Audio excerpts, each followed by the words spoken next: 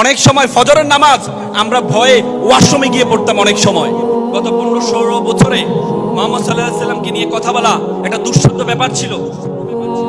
ব্যাপার ছিল। আমরা ঢাকা বিশ্ববিদ্যালয়ে যখন হলে থাকতাম, আমরা তখন কোরআন হাদিস নিয়ে কথা বলা এটা এক ধরনের থ্রেডের পর্যায়ে পড়তো। যারা কোরআন হাদিস নিয়ে কথা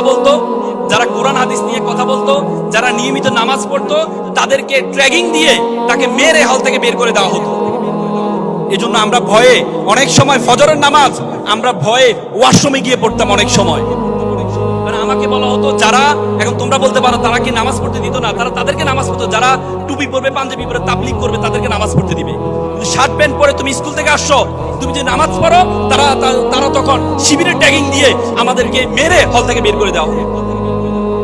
পোশাক কোথা থেকে আসছে? আমি সম্মানিত অধ্যক্ষ স্যারের সাথে কথা বলছিলাম।